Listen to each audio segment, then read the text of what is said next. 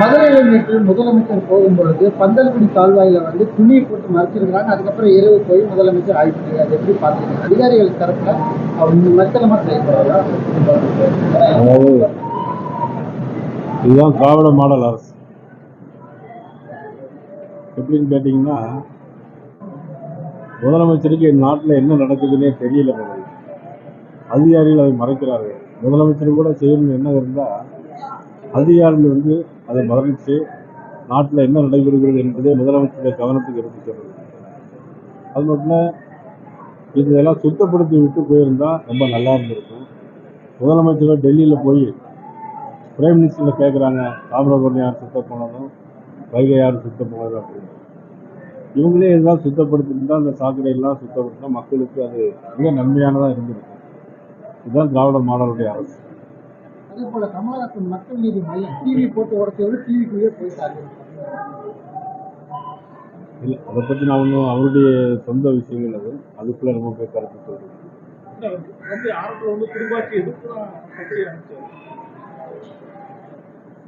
வாரிசு அரசியல் இருக்கக்கூடாதுன்னு தான் முதல்ல எல்லாமே முதல் கொள்கையை வாரிசு அரசியல் இருக்கக்கூடாது அப்படின்னு தான் பேசுகிறேன்.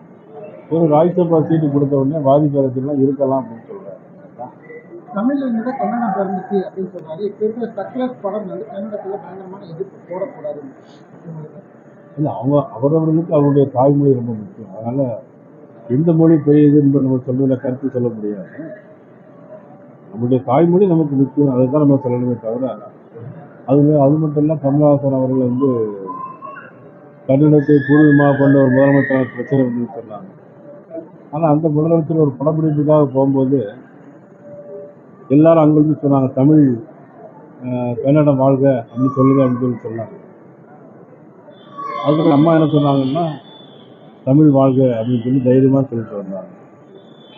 ஆனால் அது குறை சொல்லியிருந்த கமலஹாசன் அவருடைய நிலையிலிருந்து மாறி ராஜ்யசபா சீட்டுக்காக இன்னைக்கு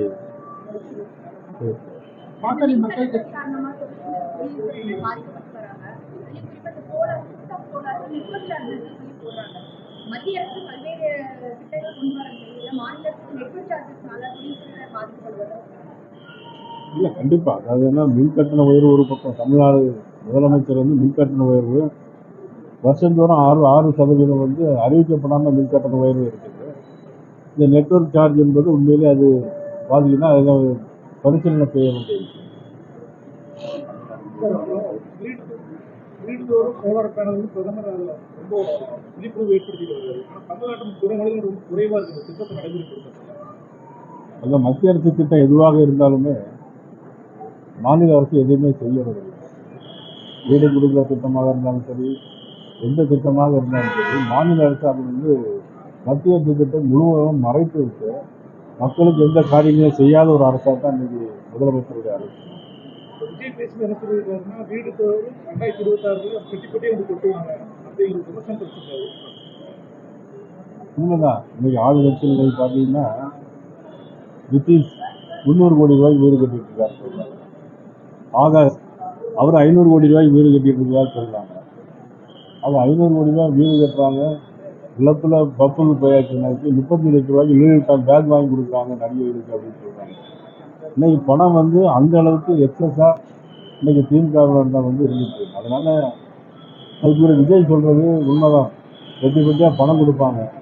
ஆனால் நாட்டில் நல்லாட்சி வேணுங்கிறதுனால மக்கள் இதெல்லாம் சீர்தூக்கி பார்த்து வரக்கூடிய தேர்தலில் யாருக்கு வாக்களித்தால் நல்லா இருக்குன்னு பார்த்து தேசிய ஜனநாயக கூட்டணிக்கு வாக்களிக்க வேண்டும் என கேட்கிறேன்.